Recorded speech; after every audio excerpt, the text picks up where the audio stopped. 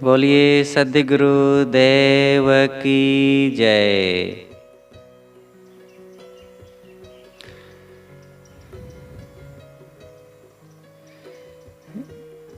बीजक के शुरू में और अंत में सद्गुरु कबीर साहब के वचन के अलावा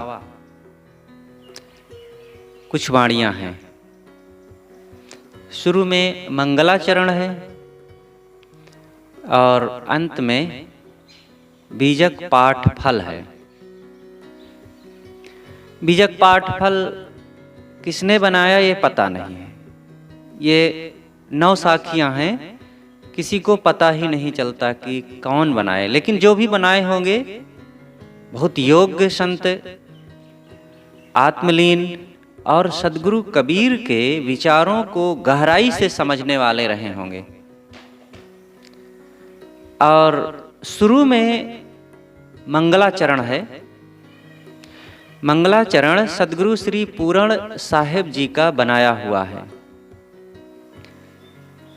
बीजक की प्रथम टीका भावात्मक टीका हुई है, जो सद्गुरु श्री राम रहस साहेब जी ने बनाया है। हसिया नेवादा के वे एक योग्य संत थे, बहुज्ञ पुरुष थे। उनकी ही रचना पंचग्रंथी है और पंचग्रंथी को कहा जाता है कि बीजक की भावात्मक टीका है। बीजक की कुछ वचनों को बीच बीच में उद्धृत करके सद्गुरु श्री राम रहस साहेब जी ने उसके भावों को उभारा है। क्योंकि वो प्रथम टीका हुई है और उसके पहले कोई बीजक पर काम हुआ ही नहीं था, तो बड़ा कठिन था। और अपने सूझबूझ के अनुसार सद्गुरु श्री राम रहस साहेब जी ने जो काम किया है वो बहुत ही महत्वपूर्ण है। पारक सिद्धांत को उन्होंने उभारा है और धीरे से फिर उसकी प्रगति होती है। पंचग्रंथी बहुसंदर्भी ग्रंथ है, काफी मोटा ग्रंथ है और उसमें बहुत विचारों का, अनेक मतों का भी विचार दिया गया है। उसके पश्चात सद्गुरु श्री पूर्ण साहेब जी हुए। सद्गुरु पूर्ण साहेब जी एक वैराग्यवान, तेज, तपोनिष्ठ संत थे। उनका गुरु आश्रम तो था रीवा, जो मध्य प्रदेश में रीवा पड़ता है। वहां पर कबीर आश्रम था। वहां पर पूज्य संत श्री सुखलाल साहेब जी विराजमान थे। उनके विचार से प्रभावित होकर के महाराष्ट्र से चल करके पूज्य श्री पूर्ण साहेब जी आए और वहां पर रहे। उनकी उम्र काफी कम थी। मुझे लगता है कि करीब 27-28 साल की उम्र हुई होगी। उसके पहले तो और भी उन्होंने कई ग्रंथों की रचना कर दी थी, जैसे कि वैराग शतक, निर्णय सार और भी कुछ ग्रंथ रहे। लेकिन उन्होंने अंतिम में सोचा कि बीजक पर कुछ काम होना चाहिए और बीजक पर काम करने के लिए उसको समझना और उस ढंग से कोई ग्रंथ मिलता तो बहुत अच्छा होता। उन्होंने सुना था कि बिहार में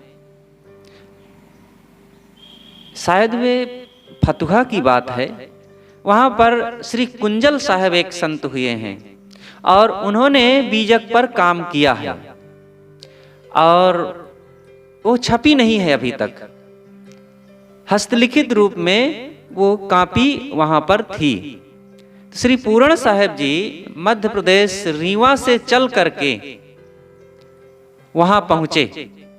श्री कुंजल साहेब जी का जहां पर आश्रम था, साहेब तो नहीं रह गए और संत थे, तो आप जा करके वहां पता लगाए और संतों से मिले और आग्रह किए कि साहेब, जो पूज्य श्री कुंजल साहेब जी की टीका है पांडुलिपि रूप में, उसे हम देखना चाहते हैं। तो संतों ने कहा कि वो पता नहीं कहाँ गई, खो गई, बहाना कर दिए और दिए नहीं, जबकि वो पुस्तक थी। श्री पूर्ण साहिब जी काफी आशा से गए थे, उन्होंने आग्रह भी किया लेकिन नहीं दिए। तो साहब थोड़ा सा नाराज भी हुए और फिर उन्होंने कहा कि ठीक है, और उस टीका का नाम रखा गया था त्रिज्जी। फिर साहब थोड़ा सा उनको अच्छा नहीं लगा और कहा कि ठीक है, आप त्रिज्जी नहीं देते हैं तो फिर मैं अब त्रिज्या बनाऊंगा। और फिर वे लौट आए, बीजक पर काम करना शुरू कर दिया। तो सबसे पहले उन्होंने मंगलाचरण लिखा। हमारी भारतीय परंपरा में ये नियम है कि कोई भी कार्य करने के पहले इष्ट की उपासना की जाती है। हर मत पंथ में ये बात है। दूसरे लोग, कोई कहता है श्री गणेशाय नमः, कोई कहता है बिस्मिल्लाह, लेकिन पारक सिद्धांत में गुरु की वंदना की जाती है। तो उसी वंदना के रूप में यहां पर मंगलाचरण कहा गया है। मंगल शुभ हो जिससे, तो वो सद्गुरु की उपासना से शुभ होता है। तो सद्गुरु की उपासना में ये पद छोटा सा कहा गया है, वंदना के रूप में है, और उसी पर आज थोड़ी सी कुछ चर्चा की जाएगी। सद्गुरु श्री पूर्ण साहब बीजक के प्रारंभ में कहते हैं, बंदो चरण सरोज जिन यह बीजक निर्मयो, परख दिखायो खोज ते गुरु सम दूजा नहीं। निर्णय दीन कृपाल परख प्रकाशी स्थिर पद, पर खायो सब जाल महा दुखित जीव जान के। दया क्षमा संतोष धीरज शील विचार गुण, एक अनेक को धोख पर खायो निज परखते। अशरण शरण उदार सुख साहेब सुख रूप जो, कहूँ टीका विस्तार तव पारखते कृपा निधि। बंदो संत समाज जे निर्णय गुरु परख के, दृढ़ मम हृदय विराज सदा सुखी दाया निधि। बड़ा ही मार्मिक वचन है इसके। साहब कहते हैं कि बंदो चरण सरोज जिनया बीजक निर्मयो, मैं उनके चरण कमलों की वंदना करता हूं जिन्होंने इस बीजक रूपी महान ज्ञान गंभीर और चिंतन से भरा हुआ जीव के कल्याण के लिए जो निर्णय विचार रूपी ग्रंथ बीजक है, इसके निर्माता सद्गुरु कबीर साहब की वंदना करता हूं। सद्गुरु कबीर एक महान तत्वदर्शी, आत्मलीन, त्याग वैराग साधना संपन्न, बाल ब्रह्मचारी, परम कृपालु, दया के सागर, एक महान संत आज से 550 वर्ष पूर्व हो चुके हैं। सद्गुरु श्री पूर्ण साहेब जी जब हुए हैं, उनके समय में सद्गुरु कबीर साहब का समय था करीब करीब वही 450 साल का, 400 साल का रहा। तो उन्होंने जो काम यह किया है, वही काम वही भाव आज भी लागू होता है। तो साहब वंदना करते हुए कहते हैं कि मैं सद्गुरु कबीर साहब के चरण कमलों की वंदना करता हूं, प्रार्थना करता हूं, जिन्होंने यह काम बीजक जैसे महान ग्रंथ की रचना करके जीवों के कल्याण के लिए उन्हें दिया, समाज में दिया। परख दिखायो खोज ते गुरु सम दूजा नहीं, जिन्होंने ऐसे निर्णय की परख की और जीवों को सन्मार्ग में लगाने के लिए नए नए सद्गुणों का, नए नए युक्तियों का उन्होंने उद्भव किया। और जीव का बंधन क्या है, उसका संसार में भटकाव क्या है, वो सबकी परख करके खोज करके दिखाया, बताया। ऐसे महान संत सद्गुरु के समान अन्य कोई दूसरा हमारे लिए नहीं है। हम ऐसे सद्गुरु के चरणों की वंदना करते हैं जिन्होंने हमारे लिए, मानव समाज के लिए ऐसी युक्तियां दी, ऐसा शास्त्र दिया। ऐसे सद्गुरु के समान और कौन हो सकता है?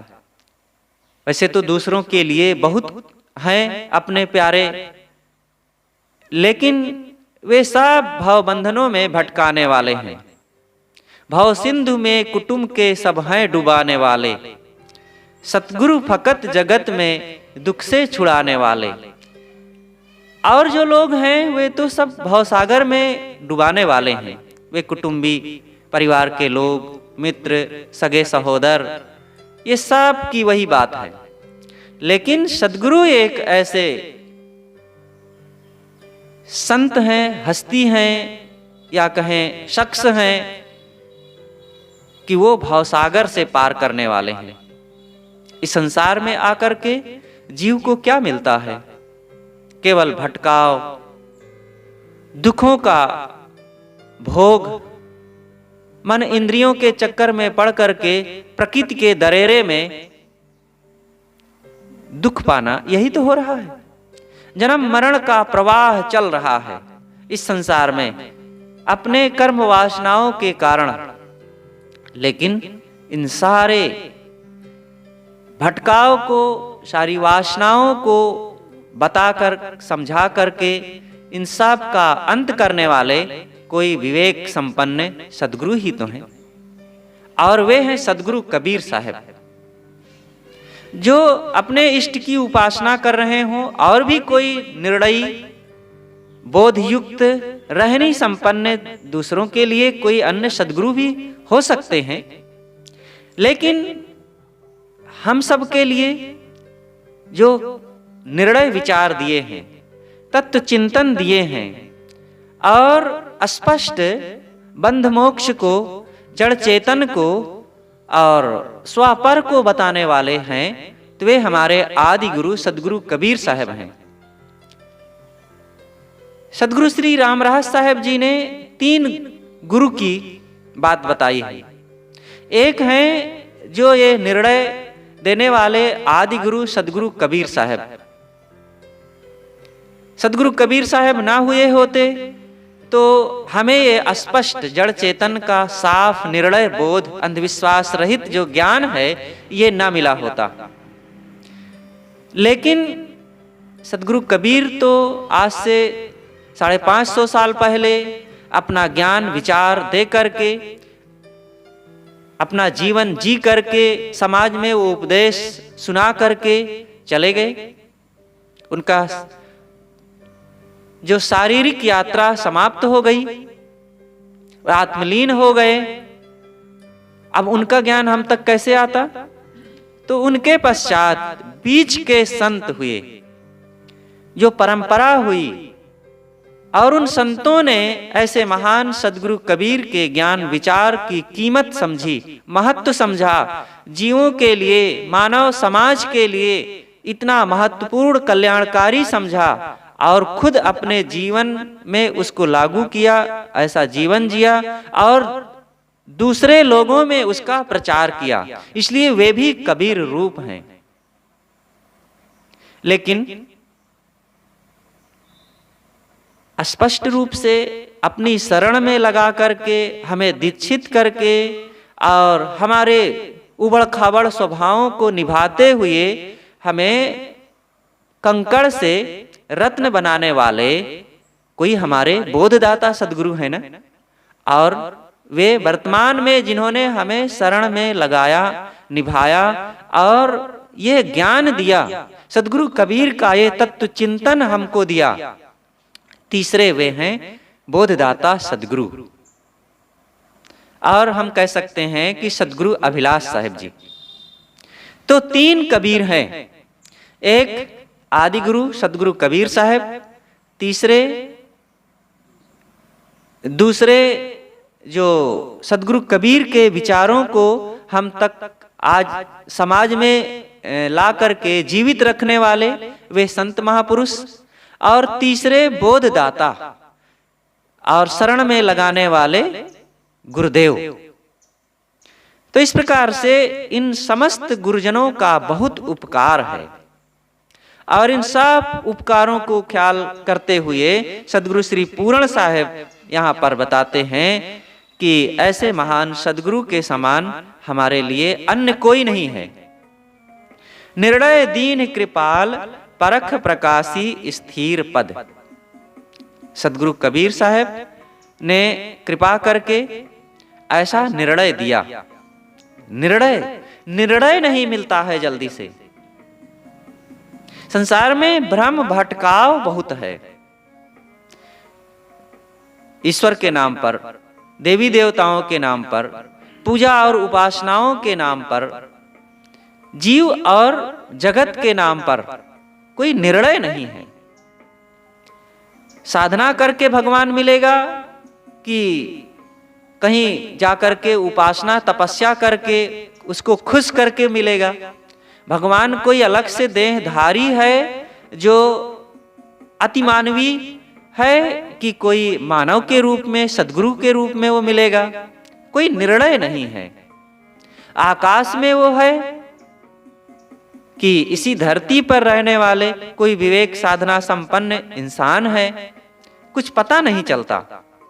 लेकिन जब साधना संपन्न बोध, वैराग्य और निर्णय को प्राप्त सद्गुरु मिलते हैं, तब साफ साफ दिखाई देता है, दर्पणवत अपना स्वरूप झलकने लगता है, और जो तमाम अंधविश्वास की झाइयां थी वो सब समाप्त होने लगती है। और इस बात का निर्णय साफ स्पष्ट बताने वाले सदगुरु कबीर साहब हुए हैं। सदगुरु कबीर हमारे आदि गुरु हैं, इसलिए ये बात नहीं कही जा रही है। निश्चित ही उनका जीवन, उनका मस्तिष्क और उनकी रहनी, उनकी त्याग तपस्या और उनका तत्व चिंतन ऐसा था कि दुनिया में वे बेजोड़ हैं, बेमिसाल हैं, अद्वितीय हैं। ऐसा साफ स्पष्ट कहने वाले इतिहास में कोई नहीं हुए हैं। और उन्हीं की उपासना करते हुए सदगुरु श्री पूर्ण साहेब जी कहते हैं कि निर्णय दीन कृपाल परख प्रकाशी स्थिर पद। सदगुरु कबीर ने कृपा करके ऐसा निर्णय का जो ज्ञान का ग्रंथ दिया, वो कैसा ग्रंथ है? परख प्रकाशी, परख से भरा हुआ पारख ज्ञान। पारख कहते हैं जहां पर कोई भ्रम अंधविश्वास ना टिके, वह पारख है। उसका दूसरा अर्थ है परख। परख कहते ही हैं कि जो सार असार, सही गलत की पहचान करा दे, उस शक्ति को परख कहते हैं। उसी को शास्त्रों में, संस्कृत में अन्वीक्षण कहा गया है, खोजबीन।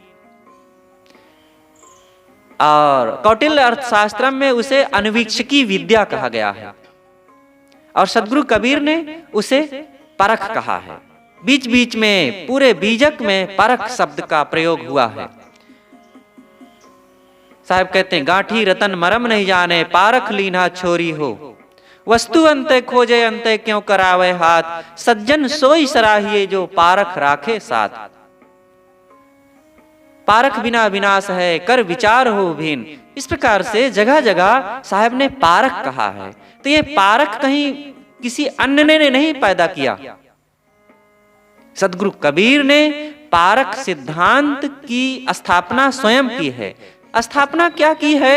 उन्होंने ये बात कहा है कि पारखी बन करके साधना करोगे तब शांति पाओगे और मन मान्यताओं के बंधनों को, कालजाल को मिटा पाओगे।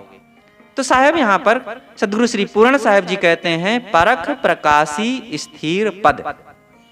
सदगुरु कबीर साहब ने पारख का प्रकाश फैलाया, और कैसे फैलाया? अपने पद में स्थिर हो करके, न कि केवल जुबान से कहा। अपना पद क्या है? स्वरूप स्थिति की रहनी, मन तथा इंद्रियों को स्ववश करके, अपनी दशा में ठहर करके, वो रहनी पूरी तरह से अपना करके, तब उन्होंने पारख का ज्ञान फैलाया। उन्होंने कोई ग्रंथ पढ़ करके पारख को अर्जित नहीं किया, स्वयं अपने हृदय में उसका चिंतन किया, समाज को देखा और यहाँ की परिस्थितियों को देखा, लोगों के सुख दुख को देखा और समाज में चल रहे तमाम अंधविश्वासों को परखा, प्रकृति को देखा और इन सब के साथ जब उन्होंने अपना स्वयं का निर्णय चिंतन किया, तब लगा कि नहीं, ऐसे होना चाहिए समाज में व्यवस्था। उन्होंने देखा समाज को, कैसे देखा कि उस समय कितना ऊंच नीच की भावनाएं भरी हुई थी, अंधविश्वास पल रहे थे समाज में, नाना प्रकार के देवी देवताओं की उपज हो चुकी थी, तीर्थ मूर्त गढ़े जा रहे थे और ये सब में कहा जा रहा था कि तुम्हें शांति मिलेगी, भगवान मिलेगा। और जो सारे भगवानों का, सारे तीर्थों का और सारी मान्यताओं का सृजेता है, वो आत्मा सबके अंदर दिव्य चेतन पुरुष जो बैठा हुआ है, उसको कोई बताने वाला ही नहीं है, उसको कोई लखाने वाला नहीं है, उसको कोई स्वयं समझता नहीं है। तब साहब ने यहीं पर वो चिंतन दिया और मंथन किया। तो कुछ लोग होते हैं शास्त्र को पढ़ करके ज्ञान को पैदा करते हैं, और कुछ लोग होते हैं प्रकृति को देख करके, समाज को देख करके और स्वयं के विवेक से ज्ञान पैदा करते हैं। उन्हें शास्त्र की जरूरत ही नहीं पड़ती है। शास्त्र भी आखिर किसी के हृदय से ही तो उपजते हैं। लौह महफूज दरमानी दिलत, लौह महफूज सुरक्षित चित्रपट, उनका हृदय मंदिर ही होता है। वहीं पर वो चित्र छपते हैं और उसको वो प्रकट करते हैं। तो साहब कहते हैं परख प्रकाशी स्थिर पद। वे पारख जैसे महान ज्ञान को समाज में फैलाया, लेकिन अपनी रहनी में ठहर करके, अपनी आत्मदशा में स्थित होकर के। पर खायो सब जाल महादुखित जीव जान के।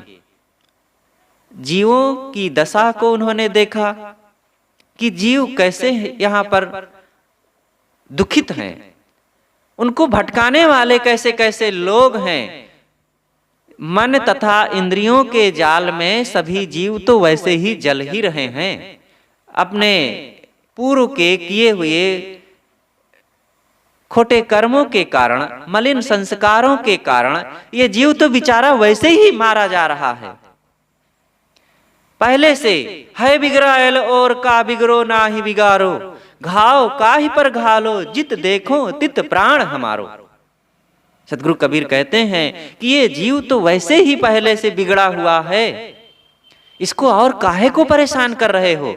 लेकिन नहीं, अपना पेट भरने के लिए, अपने स्वार्थ के लिए और अपने कब्जे में लोगों को लाने के लिए यहाँ पर गुरुआ लोगों ने और कुछ ऐसे स्वार्थी लोगों ने लोगों को सही रास्ता नहीं दिया। वही भ्रम अंधविश्वास की बात बताया जिससे उनके जीवन में और दुख बढ़ जाए। एक तो बेचारे वैसे ही भटके हुए हैं और उनको और भटकाना। साहब इसीलिए कहते हैं घाव काहि पर घालो जित देखो तित प्राण हमारो। अरे तुम अपने जैसा दूसरों को भी देखो, जैसे तुम दुखी हो और दुख से निकल करके शांति चाहते हो, वैसे सभी जीवों की दशा है। तो तुम उनको और काहे को गड्ढे में ढकेल रहे हो अपने स्वार्थ के लिए। इससे ना उनका लाभ है ना तुम्हारा लाभ है। तो साहब सतगुरु कबीर साहब ने ये सारी परिस्थितियों को देखा और सारे जाल को पहचाना। वो जाल क्या है? आडंबरों के जाल, मान्यताओं के जाल, संप्रदायों के जाल और मन इंद्रियों के जाल। इन सारे जालों को परखाया। क्यों परखाया? कौन सी गर्ज उनकी थी? वे संत थे, वे दयालु थे, वे नहीं चाहते थे कि जीवों को दुख मिले और उन्होंने देखा कि जीव आखिर यहाँ पर सब जल रहे हैं, बेचारे परेशान हैं, तो इनको कोई रक्षा करने वाला मिले, कोई सही निर्देश मिले। सभी के अंदर वे दया और करुणा के बीज हैं, लेकिन अपने मन इंद्रियों तथा स्वार्थ बुद्धि के चक्र में पड़ करके लोग उस दया और करुणा को मरोड़ देते हैं और धीरे धीरे धीरे दया और करुणा उनके अंदर से मिट जैसी जाती है, समाप्त नहीं होती है लेकिन दब जाती है अंदर। लेकिन जो तत्व चिंतन करने वाले महापुरुष होते हैं वे अपनी इसी भावना को और उजागर करते हैं, और इस भाव को प्रकट करने पर फिर ये दिखता है कि लोगों के अंदर इतना दुख है, इन दुखों का समाधान भी तो कहीं हो सकता है। तो वे फिर चिंतन करते हैं और फिर बताते हैं लोगों को, और स्वयं अपने जीवन में उसकी साधना करते हैं और दूसरों को भी निर्देश करते हैं। तो साहब कहते हैं, महादुखित जीव जान के, सदगुरु कबीर साहब जीवों को दुखी जान करके ये निर्णय दिया, ये विचार दिया। और फिर यही बात सदगुरु कबीर साहब ने ही केवल नहीं ये भाव को अपनाया, सदगुरु कबीर के पहले भी ऐसे बहुत महापुरुष हुए हैं। कपिल कड़ाद, जैमिनी वादरायण और पतंजलि, सनक सनंदन, सनातन, सनत कुमार, व्यास, वशिष्ठ, वाल्मीकि, ये सभी महापुरुष हुए और अपने अपने समय में इन्होंने भी अपने जीवन को बदला, अपने आप को सुधारा और फिर समाज में वो ज्ञान दिया। बुद्ध और महावीर सदगुरु कबीर साहब से 2000 वर्ष पहले ये महान हस्तियां हुई हैं और उन्होंने भी समाज में यही ज्ञान की बातें फैलाई और स्वयं अपने जीवन में जिया। लेकिन सदगुरु कबीर इस युग में, जिस समय पंडितों और मुल्लाओं का दोनों का तेवर बड़ा तेजी से चल रहा था, उधर मुल्ला लोग अपनी सांप्रदायिकता के प्रचार में तलवार लेकर के लोगों को जबरदस्ती इस्लाम में मिला रहे थे, और इधर पंडित लोग मत छुओ कहा करके एक वर्ग को जो 70% अपने ही भाई थे और उन सबको तिरस्कृत पशु की तरह जीने के लिए विवश कर दिया था। और ऐसे समय में सदगुरु कबीर ने लोगों को ज्ञान की बातें बताई और मानवता का रास्ता दिखाया और दया, क्षमा, करुणा, प्रेम, समता और सुमति की बातें बताई। और फिर ये भी बताया कि तुम्हारा उद्धार करने वाला कोई देवी देवता, भगवान भवानी नहीं है, तुम स्वयं हो। अपने को पहचानो, किसी के मोहताज मत बनो, किसी की गुलामी मत करो। अगर गुलामी करना ही है तो ऐसे ज्ञान बोध देने वाले सदगुरु की उपासना करो। गुलामी वहां नहीं होती है, बल्कि उनके प्रति श्रद्धा, भक्ति, उपासना करते हुए आत्मज्ञान की प्राप्ति करो। तो साहब ने महादुखित जीव जान के, जीवों को दुखी जान करके ये निर्णय दिया है, ये ज्ञान दिया है, ये शास्त्र की रचना की है। दया, क्षमा, संतोष, धीरजशील विचार गुण। और क्या दिया? जीवन को हल्का बनाने के लिए, सरल बनाने के लिए, व्यवहार पवित्र करने के लिए, एक दूसरों के साथ समता सुमति से हम आराम से जीवन जी सकें, ऐसे सद्गुणों को भी बताया। वे कौन से सद्गुण हैं? दया। दया सबसे पहली बात है। दया राख धर्म को पाले, ताहि मिले अविनाशी। दया धर्म नहीं मन में, मुखड़ा क्या देखे दर्पण में। और जहां दया तहां धर्म है। तो सदगुरु कबीर ने दया को बहुत महत्व दिया है। इसीलिए सदगुरु श्री पूर्ण साहेब जी ने दया को सबसे पहले कहा। दया, क्षमा, संतोष। हर इंसान को दयालु होना चाहिए। और सद्गुण हमारे अंदर हो या ना हो, लेकिन हर नर नारी के जीवन में दया तो होना ही चाहिए। अगर आप दयालु नहीं हैं, जीवों पर दया नहीं कर सकते हैं, अरे आप किसी को दुख मत दीजिए, बस दया हो गई। लेकिन एक तो वैसे ही ठंडी गर्मी, भूख प्यास और चारों तरफ संसार में भटकते हुए, पानी, बाढ़, अनेक प्रकृति के चक्र में भाग भाग करके छिप छिप करके किसी तरह जीते हुए वैसे ही दुख में जल रहे हैं, परेशान हैं, और हम इंसान हो करके, मनुष्य हो करके बेरहम, निर्दय, क्रूर, कठोर बन करके उनकी और हिंसा हत्या करें। हम कैसे इंसान हैं? इंसान कहने में भी ऐसे प्राणी के लिए संकोच होता है, शर्म आती है।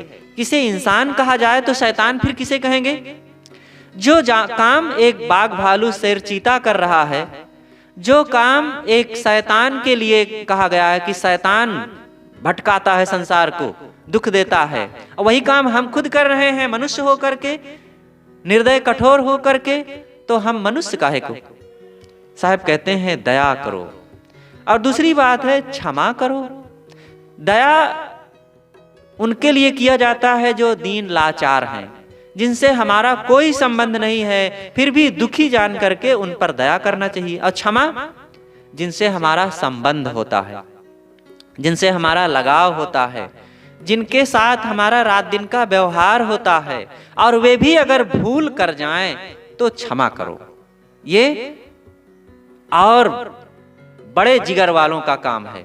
दया तो अहेतुकी की जाती है, और अहेतुकी की गई दया हमारे हृदय की पवित्रता का फल है। और जब किसी हेतु से कष्ट उठा करके किसी के प्रति क्षमा भाव अपनाते हैं, तो ये हमारे हृदय की मजबूती का फल है कि हम कष्ट उठा करके भी, हानि उठा करके भी, अपमान सह करके भी क्षमा कर रहे हैं। और संतोष बिना संतोष के कैसे सुखी हो सकते हैं? संतोष तो करना ही पड़ेगा। चीजें चाहे जितना हम बढ़ा लें, चाहे जितने धन संपत्ति हो जाए, और चाहे जितना पूजा प्रतिष्ठा मिल जाए, अगर हृदय में संतोष रूपी सद्गुण को प्रकट नहीं करेंगे तो कभी भी सुखी नहीं हो सकते हैं। क्योंकि अंदर में और निस्दिन चाहे जीवन करत बेहाल, तृष्णा अग्नि परलय की तृप्त न कबहू होए। ये तृष्णा एक ऐसी अग्नि है, प्रलय की अग्नि, कि व्यक्ति को कभी संतुष्ट होने नहीं देती है, सुख की नींद सोने नहीं देती है, आराम से बैठने नहीं देती है। इसलिए साहब ने कहा संतोष। इसलिए सदगुरु कबीर कहते हैं संतोष सुख है, रहु तो हृदय जुड़ाए। तो संतोष में परम सुख है, परम शांति है, परमानंद है। इसलिए संतोष का ज्ञान उन्होंने दिया। चौथी चीज है धीरज। दया, क्षमा, संतोष, धीरज, शील, विचार गुण। धीरज, धैर्य रखो। धैर्य की बड़ी जरूरत है। विपत्ति परय घबराए नहीं, जान देह को भोग, ठहरी रहे उद्धार में समर देह के योग। सदगुरु श्री विशाल साहब ने कहा है कि मनुष्य को धैर्यवान होना चाहिए।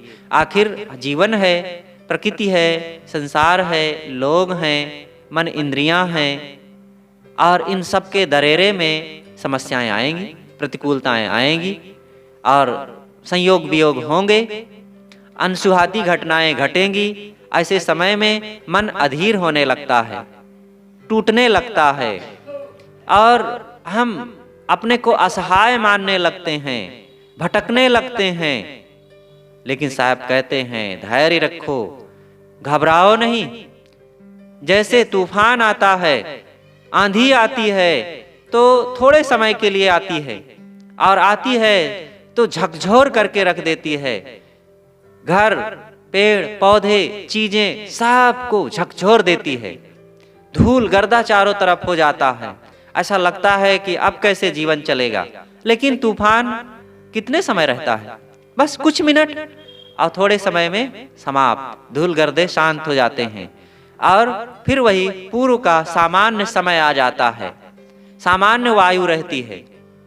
ऐसे ही जीवन में विपत्तियां आती हैं तो आंधी की तरह, लेकिन थोड़े समय में चली जाती हैं।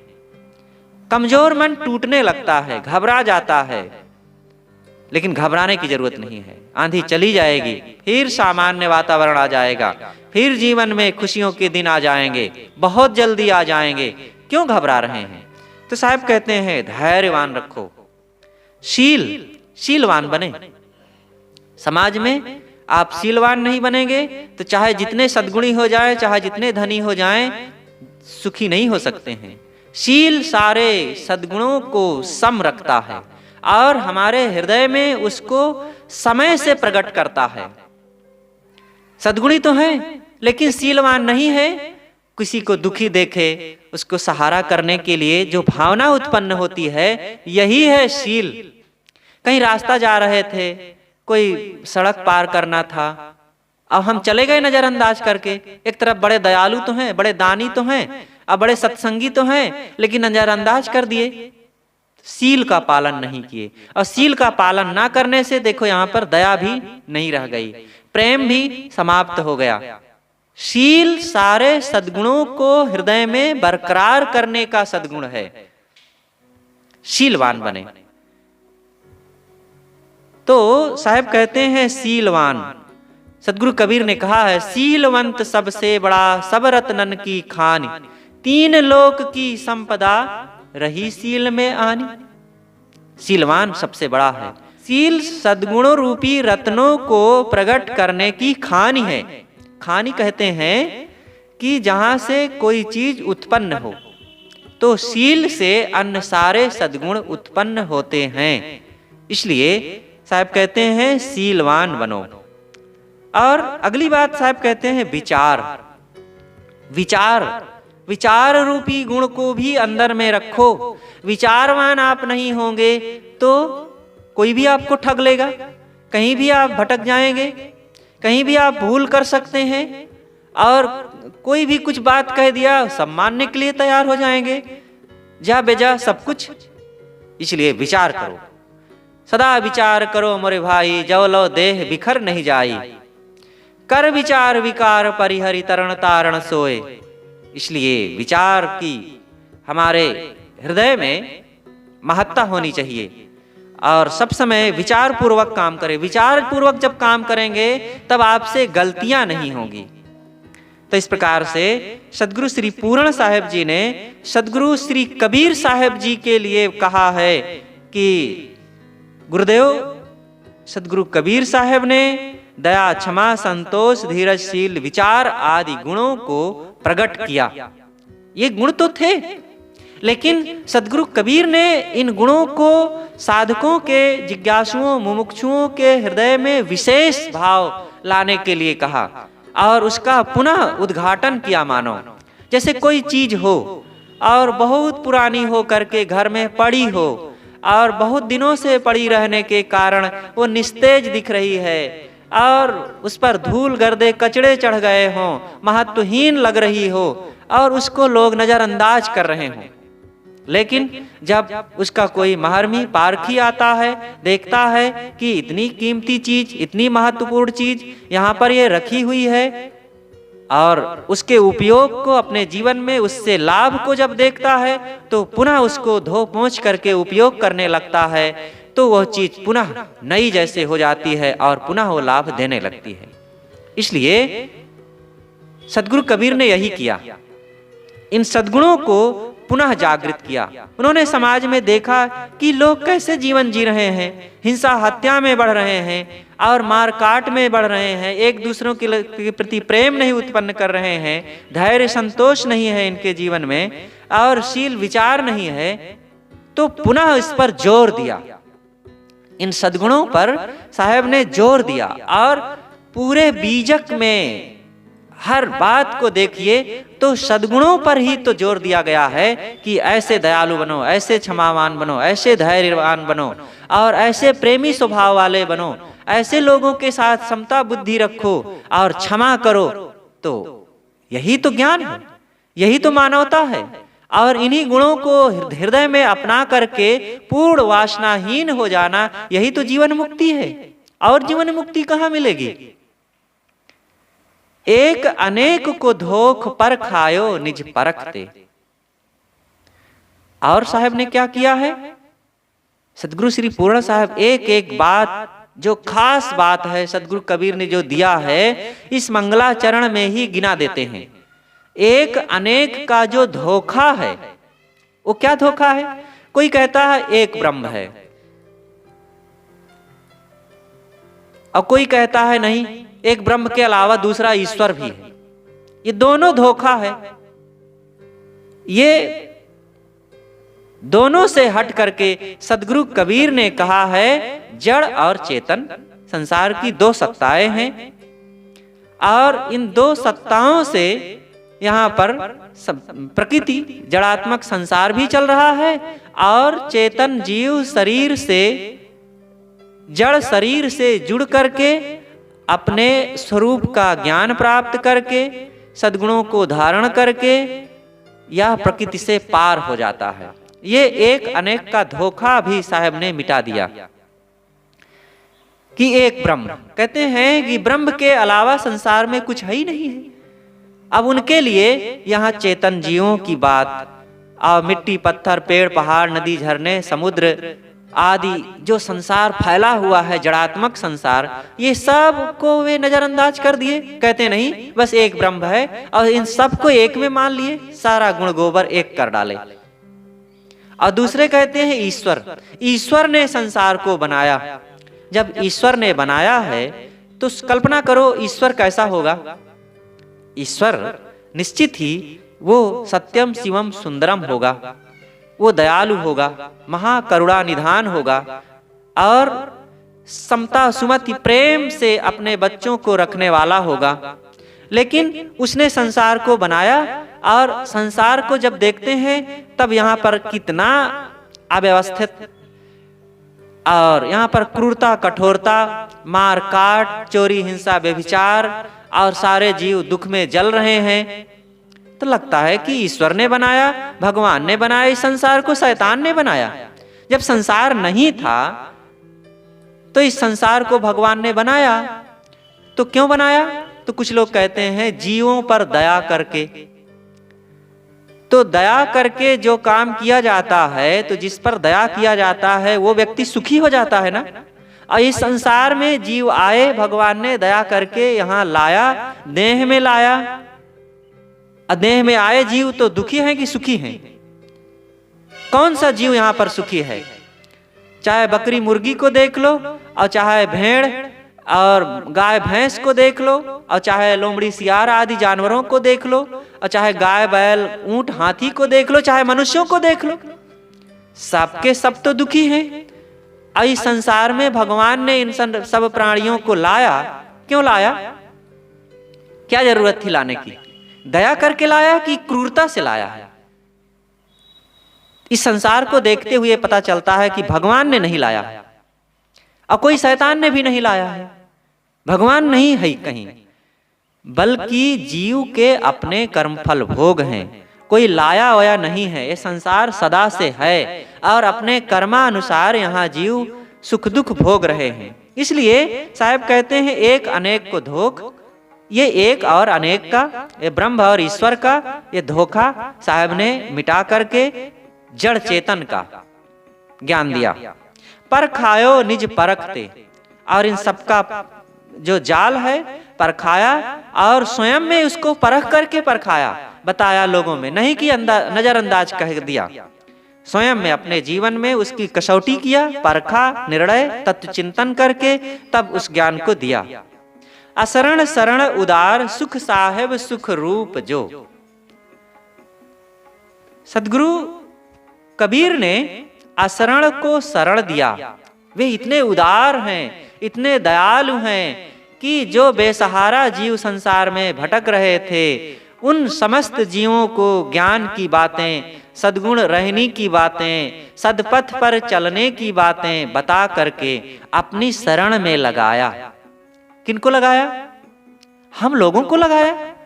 अगर सदगुरु कबीर ने ऐसे जीवों को, ऐसे लोगों को ज्ञान की बातें बता करके अपने शरण में, अपनी शरण में न लगाते और फिर वो क्रम हम तक न आता, तो हम लोग भी तो आज भटकते होते। ये ज्ञान कौन बताता? ऐसे निश्चिंत सुखी जीवन हमारा कैसे होता? तो ये सदगुरु कबीर की देन है। तो असरण शरण उदार सुख साहेब सुख रूप जो। और सदगुरु कबीर कैसे हैं? सुख रूप हैं। वे स्वयं सुख के सागर हैं और सुख देने वाले हैं। जिसके पास जो होता है वही तो देता है। सुख सागर, सुख रूप जो, तो साहेब सुख साहेब हैं, स्वयं सुख रूप तो हैं ही, साहेब भी हैं। साहेब किसे कहते हैं? श्रेष्ठ को। साहेब सुख रूप हैं, इसलिए साहेब हैं, स्वामी हैं, हमारे करुणा निधान हैं, मालिक हैं, और वही भगवान हैं। अब भगवान वो काल्पनिक भगवान की बात नहीं है, प्रत्यक्ष प्रत्यक्ष देव साधु गुरु मान। देवता पारखी संत नहीं मानते हैं ऐसी बात नहीं है, सदगुरु कबीर नहीं मानते हैं ऐसी बात नहीं है। लोगों के देवता, लोगों के भगवान काल्पनिक हैं, जड़ हैं, जो एक जगह रख दिए हैं, रखे हैं, और उनको हिलाओ तो हिलें, डोलाओ तो डोलें, और उनको नहलाओ तो वे नहाएं। और अपने ऊपर बैठी हुई मक्खी को उड़ा नहीं सकते हैं, कुछ खा नहीं सकते हैं, कुछ बोल नहीं सकते हैं। ऐसा भगवान को लोग मानते हैं, पूजते हैं। वो भगवान क्या है? मिट्टी या पत्थर का, लकड़ी या कागज का, अथवा शून्य आकाश में कल्पना करके पुकार रहे हैं। सदगुरु कबीर कहते हैं कि ऐसे भगवान की जरूरत नहीं है, वो भगवान है भी नहीं, वो तुम्हारे मन की केवल कल्पना है। और मन की कल्पना का लड्डू बना करके खाएंगे तो क्या पेट भर जाएगा? मन की कल्पना बना लो और उस कल्पना के मकान में रहो तो क्या छाया मिलेगी? क्या वर्षा से बचेंगे? नहीं बचेंगे। कोई कहे कि कल्पना का हम वस्त्र पहनते हैं, और कल्पना का वस्त्र पहनो और समाज में चलो तो डंडे से पीटे जाएंगे कि नहीं? तो कल्पना का भगवान आपको कैसे लाभ देगा? कल्पना की बात नहीं है, प्रत्यक्ष भगवान की जरूरत है, जो हमें बता सके, हमारी गलतियों पर टोक सके, हमें सही रास्ता बता सके, हमें निर्देशित कर सके, और अपनी शरण में लगा करके प्यार से हमें सन्मार्ग पर आगे बढ़ा सके। वो प्रत्यक्ष संत सदगुरु हैं। तो वही बात साहब कहते हैं, सदगुरु कबीर सुखरूप तो है ही है, लेकिन हमें अपनी शरण में लगाने से वे साहेब हैं, स्वामी हैं, मालिक हैं। कहूं टीका विस्तार, ऐसे महान सदगुरु की वाणी बीजक की टीका मैं करने जा रहा हूं, और उसको समाज में फैलाने के लिए संकल्प लेता हूं।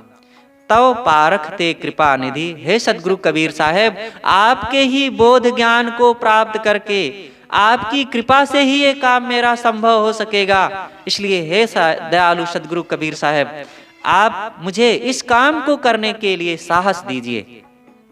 बंदो संत समाज जय निर्णय गुरु परख के।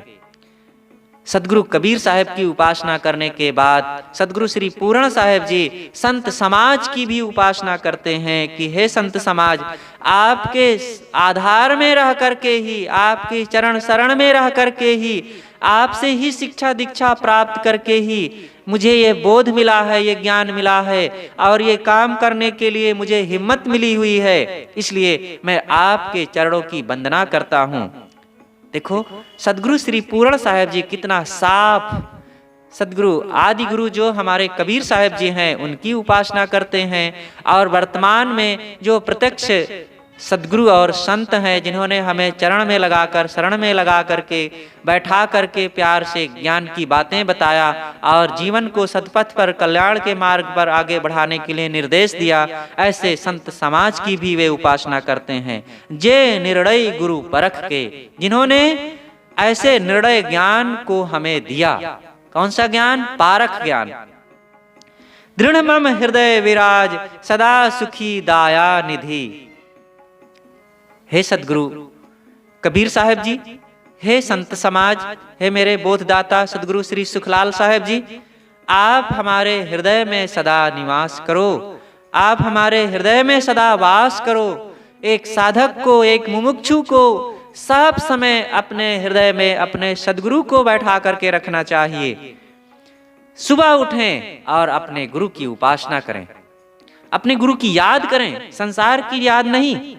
अपने हृदय में देखिए कि ज्यादा से ज्यादा देर तक कौन हमारे हृदय में रहता है? संसार रहता है, भोग पदार्थ रहते हैं, दुनिया रहती है, कि हमारे करुणा निधान और सतपथ पर हमें लगाने वाले, हमें आत्मबोध देने वाले, मेरा जो अपना स्वरूप है उसको परखाने वाले सदगुरु हैं।